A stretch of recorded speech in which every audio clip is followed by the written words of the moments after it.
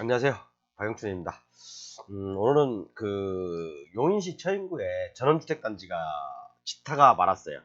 거의 뭐 완공이 됐는데, 완공이 된 상태인데, 뭐, 이제 아직 미완성 건물이거든요. 근데 이게 보니까 전원주택단지 같아요. 전원주택단지로 개발하던 도중에 이제 조금 일이 잘 안 돼서 경매로 나온 물건인데, 좀 생각해 볼 부분이 좀 많은 것 같아요. 그럼 하나씩 짚어볼게요. 대지 평수는 526평이거든요. 그리고 건물이 나왔는데 그 토지 건물 일괄 매각이고, 그 다음에 이제 감정은 13억입니다. 12억 9천인데 용인시 처인구의 주택단지 전원주택단지가 이 정도면 평당 요즘 한 350에서 한 450 정도 하는 것 같아요.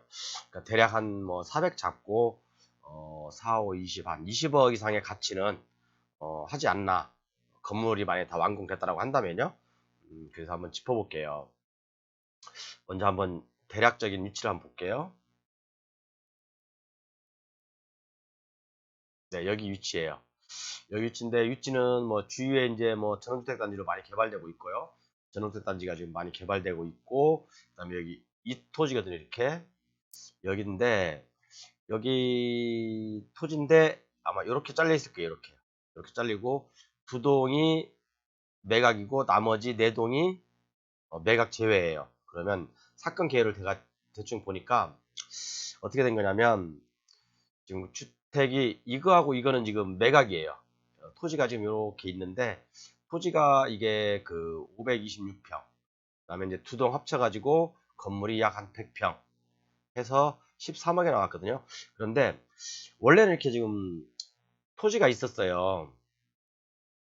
내려보겠습니다. 이걸로 설명드릴게요.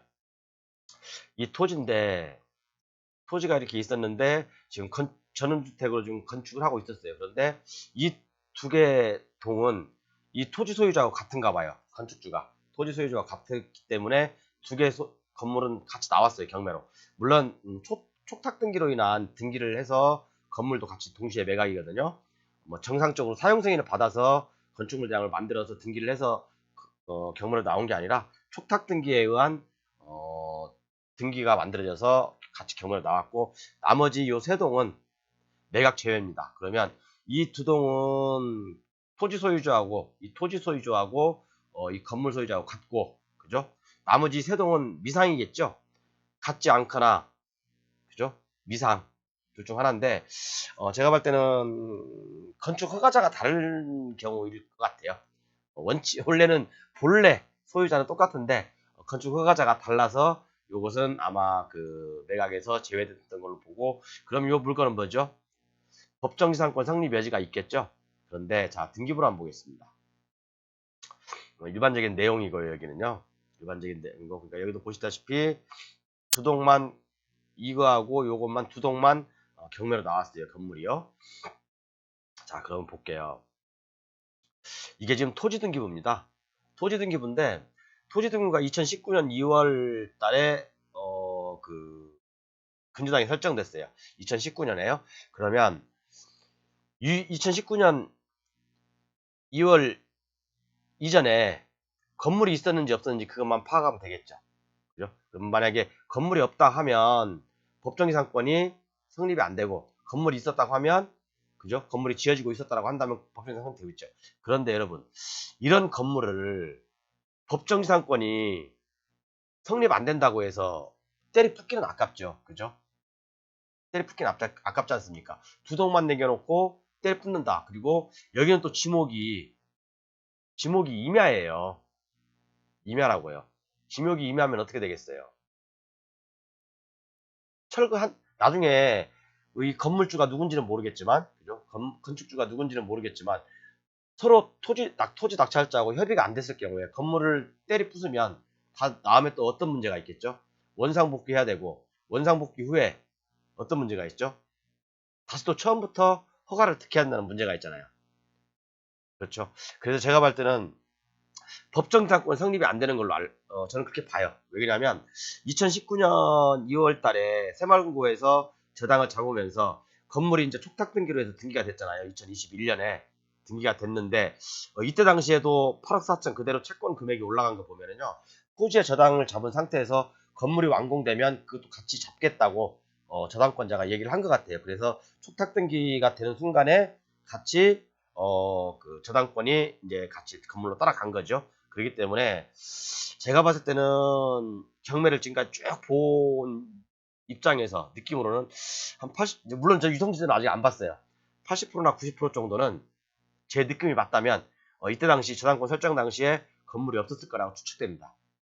그리고 또 한 가지는 저당권자한테 전화해보면 금방 알겠죠. 그죠? 근데 자 여러분 이것도 물론 중요하죠. 법정 이상권이 성립하냐 안 하냐에 따라서 내가 그 건물 소유자를 자 위에 건물이 두 동만 빼고 나머지 하나 둘 세 개 이 두 동은 내 거예요. 이 두 동은 내 건데 요거 세 동은 매각 제외잖아요. 그러면 법정이상권 성립 안 되면 철거지만 법정이상권 성립되면 지료 청구할 수밖에 없잖아요. 그죠? 그러면 자 법정이상권 성립 제 객관적인 주관적인 생각은 성립 안 됩니다. 안 되는데 왜 이런 경우는 대부분 아마 건물이 없었을 가능성이 높아요. 아까도 말씀드렸지만 자 법정에서 성립 안 되면 건물을 때려 붓겠습니까? 물론 이런 경우는 합의가 제일 우선이에요. 근데 제가 항상 말씀드리죠. 토지를 갖고 있는 사람이 왕이다. 토지를 갖고 있는 사람이 왕이다. 자 그러면 이 세 동을 지은 건축주들은 그죠? 돈을 뭐 최소한 뭐 억 단위 이상은 투자됐을 거 아닙니까? 그죠? 그러면 100% 법정상 성립 안 되면 철거 유기에 놓여 있는데 철거 유기에 놓여 있는데 저하고 협상을 하러 오겠죠. 협상을 저한테 낙찰자한테 협상을 하러 오겠죠. 그러면 불리한 고지에서 저하고 협상을 하는 게 맞죠. 안 그러면 철거 유기에 놓여 있으니까요. 그렇죠? 그러다 보니까 이런 경우는 제가 봤을 때는 아주 저렴한 가격에 이 건물을 살 수도 있지 않나 그렇게 생각하고 만약에 진짜 최악의 경우에 이 건축주분들께서 아주 뭐 진짜 강하게 완강하게 나온다. 제가 봤을 땐 그럴 일은 거의 없을 것 같아요. 어느 정도 너무 뭐 터무니없는 가격을 후려치지 않는 이상은 이 토지 매수자가 나머지 정상적으로 완공하는 데까지 적극적으로 협조해 줄 것 같습니다. 제 경험도 그렇고요. 자 그러면 이런 경우는 아주 이제 저렴하게 건물도 먹을 수 있고 건물도 이제 협상을 통해서 살 수도 있고 그리고 토지도 지금 지상권이 상립되어 있는 가격으로 많이 저평가돼 있으니까 저렴하게 살 수도 있고 그래서 일거양득인 것 같습니다. 결국에는 이런 경우는 그래요, 여러분. 토지를 가지고 있는 사람이 왕이라고 생각합니다. 항상 어떤 것든 마찬가지지만 토지를 가지고 있는 사람이 칼자루는 쥐고 있다고 생각해요. 물론 이분들이 여기 법정이상권이 성립할 수도 있고 안 할 수도 있지만 제 개인적인 사견이라고 말씀드렸어요.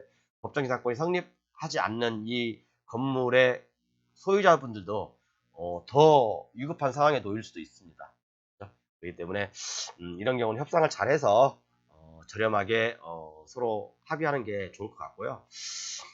뭐 하나 말씀드리려고 했는데 자 그러면 아까 여기 보시면 이게 이제 지목이 임야잖아요. 아직 이제 그 개발 행위가 다 끝나지 않았기 때문에 임야잖아요. 그죠? 임야기 때문에 임야를 나중에 이제 원상복 협상이 잘 안 되고 철거청까지 최악의 경우에 철거청까지 간다고 했을 때 임야는 원상복구를 해야 되나요? 농지 같은 경우는 안 그래요. 농지 같은 경우는 원상복구 안 하고 바로 그 상태에서 다시 개발행위 허가를 넣어도 됩니다. 철거만 하고. 근데 임야는 철거를 하고 다시 원상복구를 하고 다시 처음부터 허가를 득해야 됩니다. 그러면 임야 같은 경우는 1년 정도 원상복구를 하고도 1년 정도 허가가 안 날 수도 있고요. 또 각 지자체마다 조례가 틀리긴 하지만 지자체 조례마다 허가가 취소된 곳은 최대 5년 동안은 허가가 안 날 수도 있어요. 그런 부분도 충분히 감안하시고 조사해 보시고 난 다음에 입찰을 하시면 좋을 것 같아요. 그래서 제가 봤을 때는 그래요. 이런 물건이 오히려 돈이 될 수는 있지만 큰 돈이 되려면 조금 시간이 필요할 수도 있다. 그렇지만 큰 돈을 벌려면 시간 투자 안 하고 어떻게 큰 돈을 벌겠습니까? 이런 경우 물건은 저는 시간과 좀 노력이 좀 추가될 수 있지만 그리고 조금 지식이 추가될 수 있지만 돈이 될 수 있다. 저는 그렇게 생각합니다. 감사합니다.